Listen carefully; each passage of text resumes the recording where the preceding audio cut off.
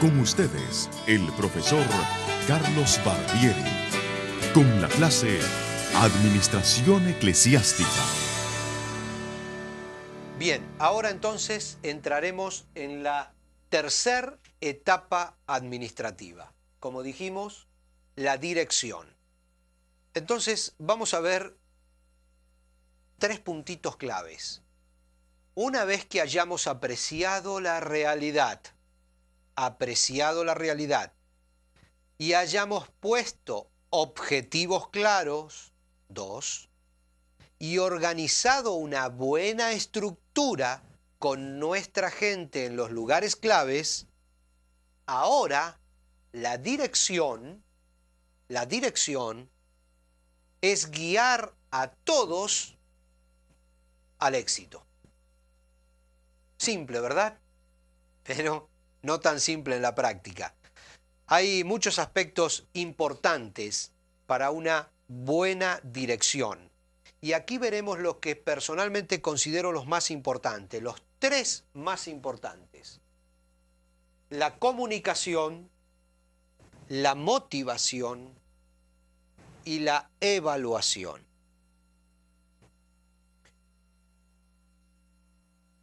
Hace algunos años, cuando fui estudiante de periodismo allá en Buenos Aires, en mi tierra, en el sur, nos hicieron una práctica acerca de los problemas de la comunicación en grupos. Y me quedó tan grabado y me fue tan útil en cientos de ocasiones que hoy quiero compartirlas con ustedes porque definitivamente que van a poder también utilizar este ejemplo, este juego en beneficio propio, sacarle provecho. Nos hicieron sentar en distintos lugares del aula. A un pequeño grupo, 3 o 4, les dijeron: ustedes tienen que inventar una idea,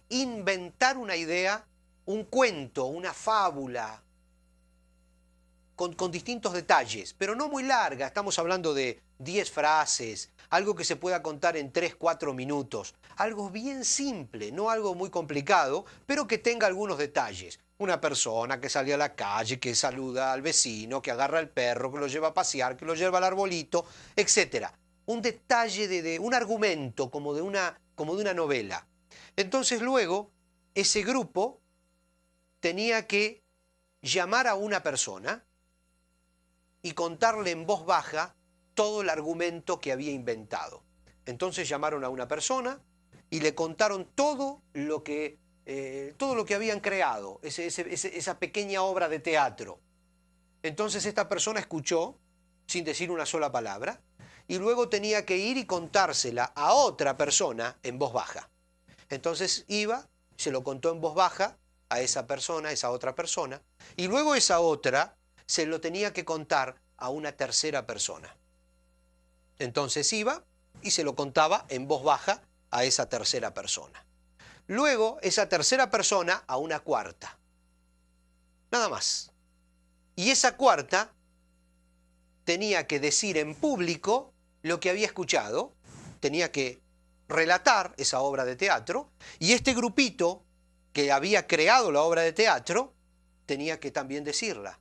Y entonces todos pasamos como una hora riéndonos de las pavadas que dijo totalmente distintas de la verdadera historia que había creado este primer grupo. Solamente había pasado por 4 personas. Pero el hecho de pasar por esas 4 personas había deformado de tal manera la realidad que era otra obra de teatro totalmente distinta. No tenía nada que ver. Era increíble que no tenía nada que ver con la historia primera que había contado este grupo, o que había creado, formado, pensado, inventado este grupo. Los problemas de la comunicación. Los problemas de la comunicación son terribles. El mensaje se deforma cuando pasa a través de la experiencia de una persona. Esto es importante que muchas personas en la congregación lo sepan. Y hacer este juego con el grupo juvenil o en alguna reunión especial, en algún campamento, para que puedan darse cuenta ¿A dónde puede deformar un pequeño chisme? Un pequeño comentario que se va diciendo de boca en boca, ¿en qué puede terminar? Un juego que dice que el mensaje se deforma cuando pasa a través de la experiencia personal de una persona. De aquí deducimos algunas cosas importantes. Estudios psicológicos serios han probado que una palabra, solamente una palabra, es interpretada de formas distintas. Y vamos a ver un ejemplo que creo que les va a ser muy clarificador. Cuando a un niño de una familia bien constituida, que tiene un papá, un mamá, hermanitos, etc., le hablamos acerca del Padre Celestial, ese niño tiene un concepto de padre, porque tiene un papá, tiene una mamá y tiene un grupo familiar. Pero cuando le hablamos del mismo Padre Celestial a un niño huérfano que vive en un orfanatorio, ¿qué concepto tiene de padre? Se dan cuenta que interpreta Padre Celestial totalmente distinto ese niño huérfano al otro que tiene papá y mamá, porque viven en una realidad distinta. Entonces la misma frase, la misma palabra pasa por un filtro que tiene que ver con la persona misma, y entonces es allí cuando se deforma. La segunda cosa que tenemos que tener en cuenta es que el mensaje, por eso mismo, no depende del que lo da, sino depende del que lo da y del que lo recibe. Depende del emisor y depende del receptor. Muchas veces queremos comunicar una idea y no estamos comunicando esa idea, estamos comunicando otra totalmente distinta, porque está pasando por el filtro de la experiencia del receptor. Entonces eso hay que tenerlo en mente. Ahora vamos a volver sobre estos dos temas. Y luego un mismo idioma. Ahora vamos a volver sobre esto, pero un mismo idioma. Esto parece una tontería porque es elemental que si queremos comunicarnos con una persona, tenemos que hablarle en el idioma que esa persona entiende.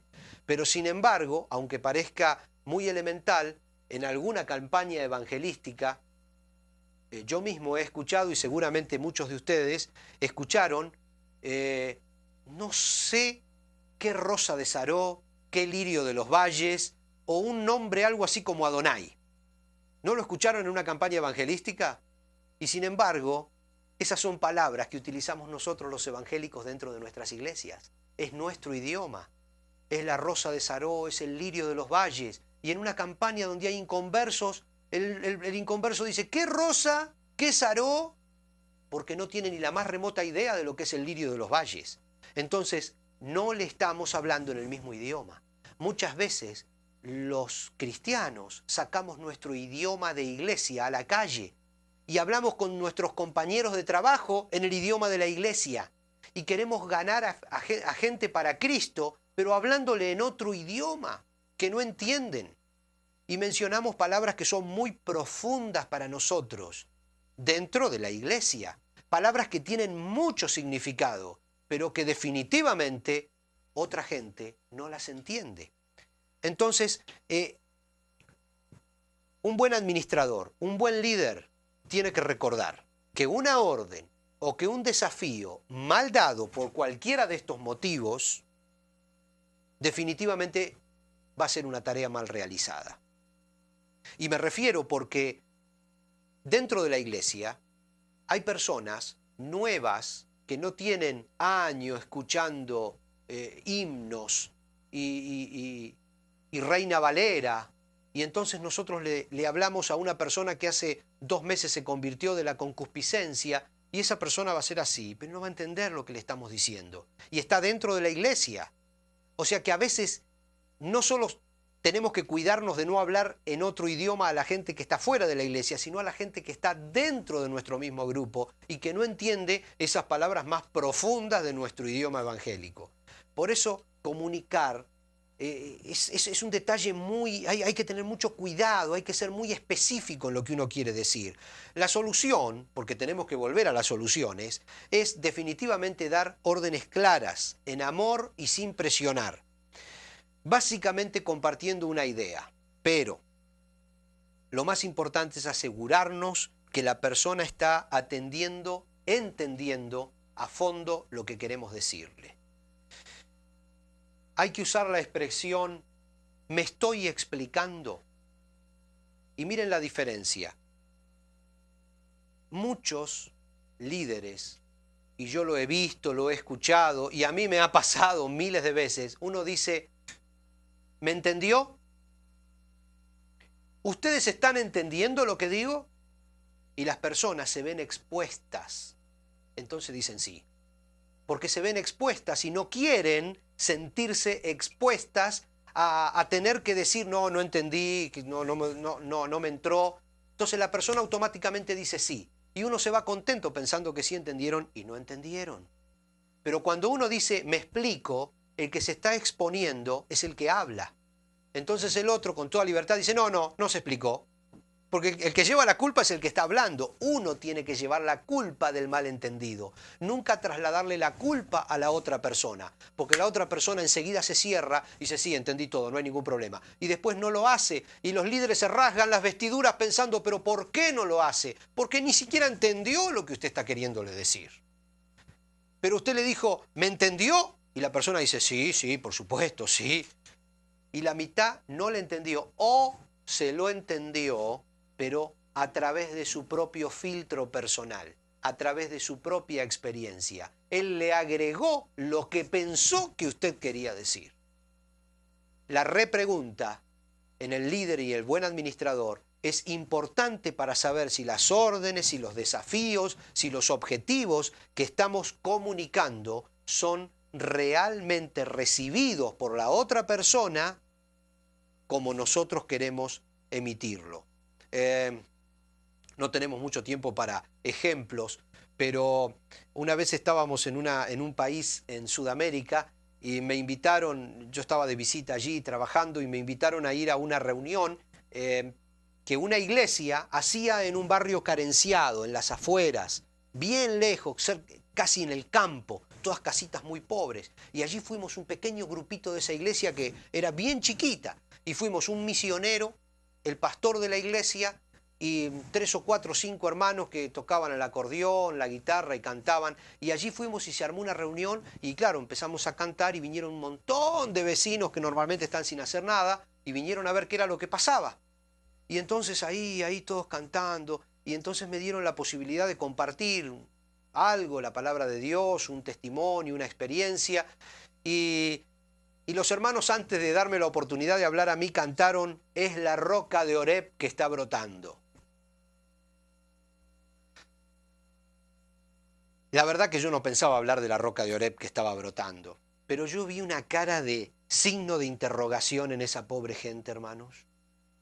Estaban todos mirando y pensando, ¿qué será la roca de Oreb que está brotando?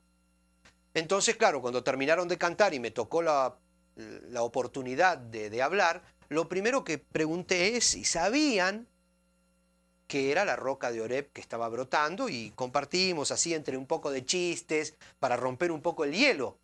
Hermanos, ni siquiera el misionero me supo decir cuál era la roca de Oreb que estaba brotando. Así que desde allí tuvimos que empezar a hablar de la roca de Oreb que estaba brotando. Los problemas de comunicación. Los problemas de comunicación. Tenemos que ubicarnos.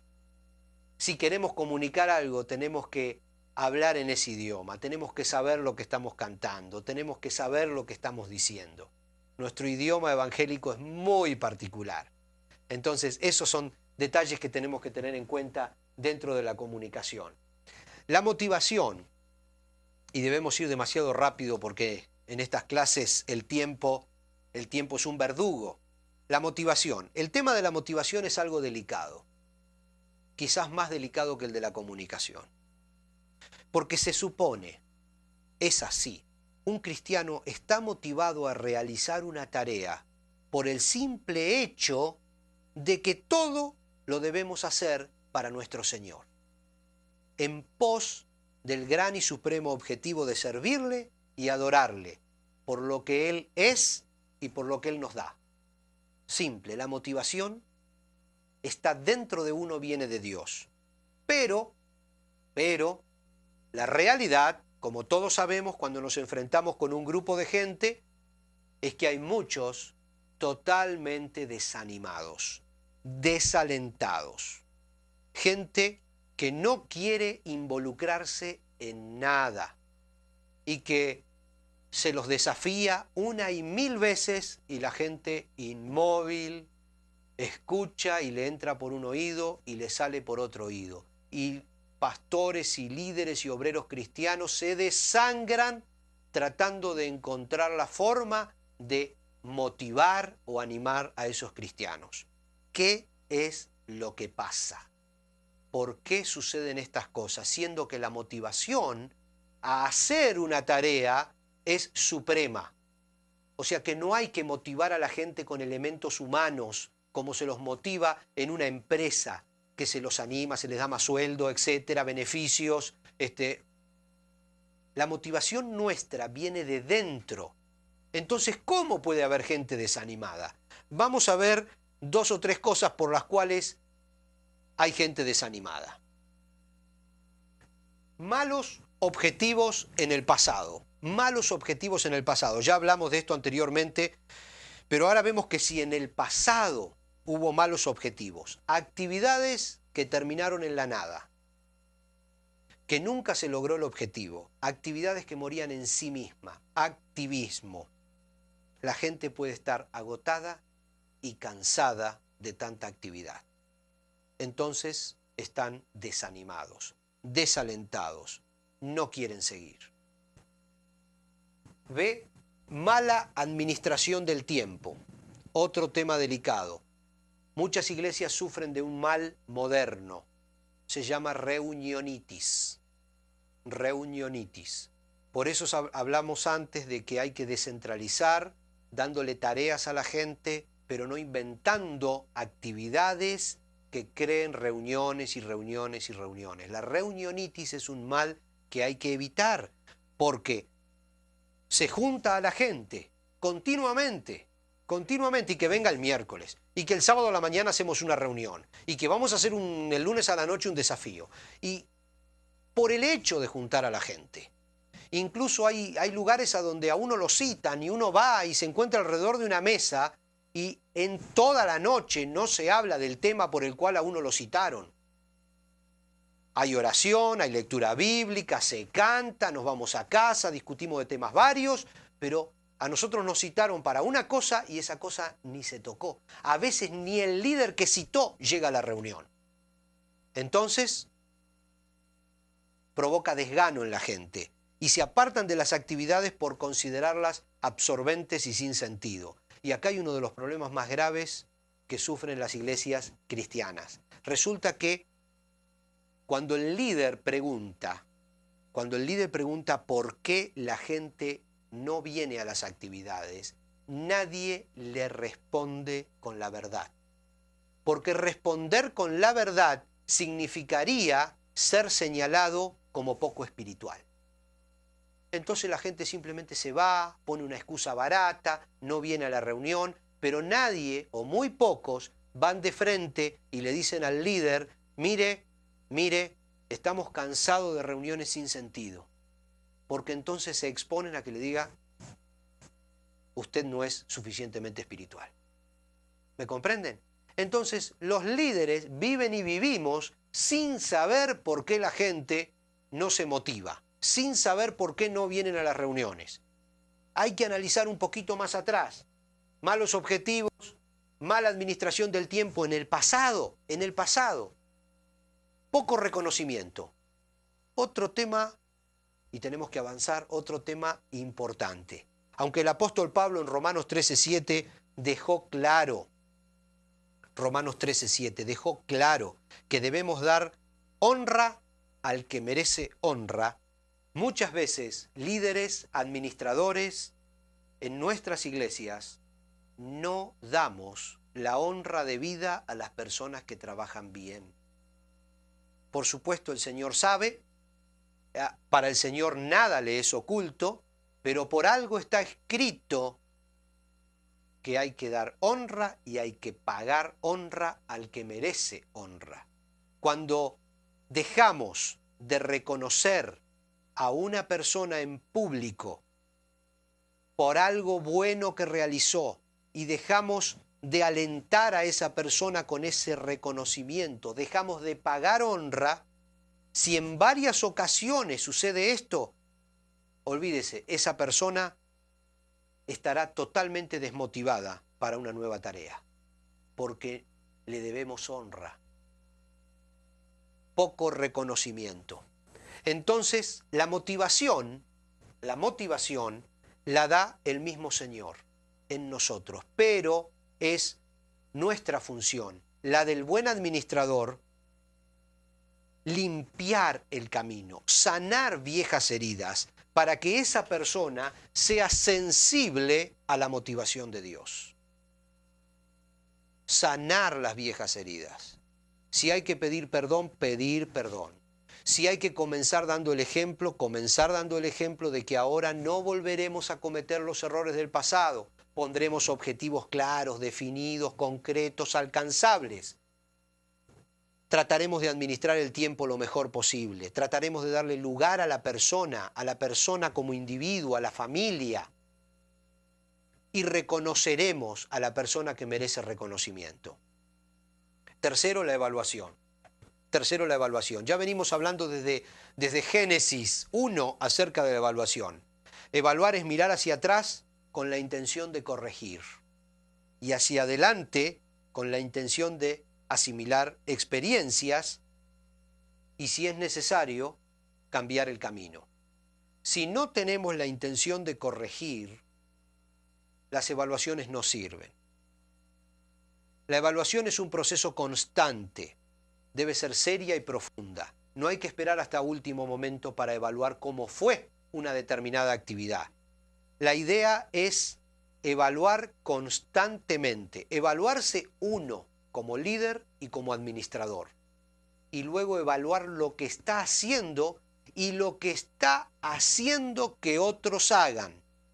Evaluar la tarea, evaluar los objetivos y evaluarse a sí mismo, evaluar el liderazgo, evaluar continuamente.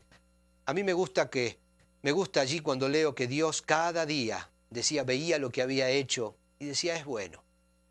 Eso es lo que debemos hacer, pero con toda la sinceridad y toda la profundidad, que si no llega a ser bueno, nos paremos y digamos, bueno, aquí hay algo que cambiar. Porque la evaluación dice que a pesar de que teníamos un objetivo claro, que teníamos un objetivo perfectamente definido, en un tiempo específico, hay algo que está fallando, porque somos humanos. En la evaluación, a medida que avanzamos, nos damos cuenta de eso y entonces modificamos nuestro camino, modificamos nuestra forma de ser. Continuamente vamos evaluando. Entonces, en cualquier planificación hay que tomar tiempo para evaluaciones parciales.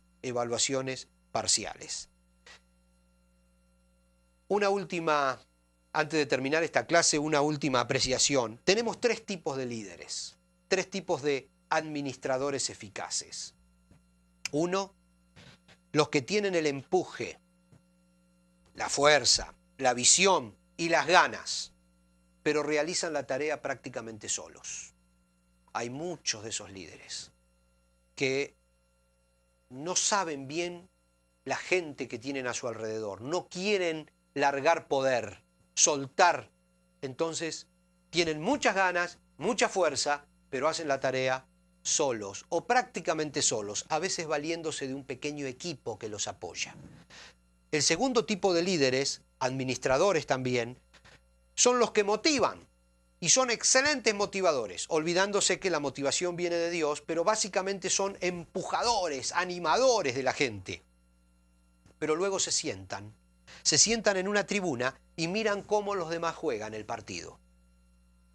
Y juzgan malas y buenas actitudes, malas y buenas actuaciones de los soldados en el campo de batalla o de los jugadores en el campo de deportes, los que se sientan a mirar el partido.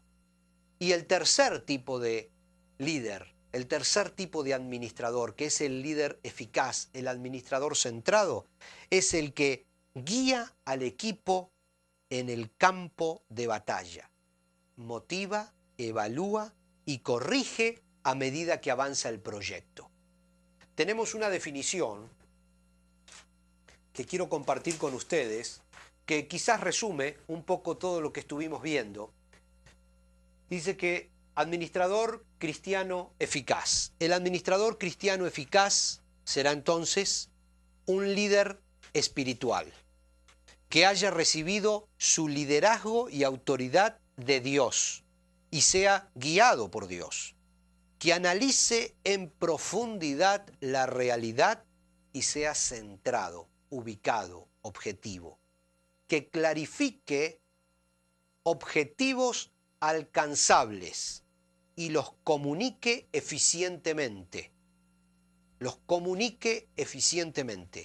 Que anime, que evalúe la tarea y que de ser necesario, que siempre es necesario, corrija en amor. Aquí podemos resumir un poco lo que estuvimos viendo en esta clase, en cada una de las distintas etapas.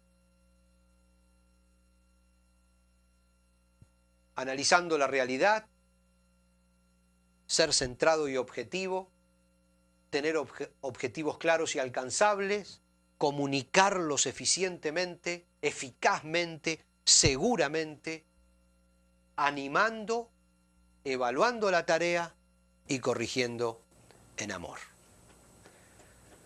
Muchísimas gracias por su tiempo y esperamos que estos conceptos puedan ser de ayuda en su tarea de administración eclesiástica.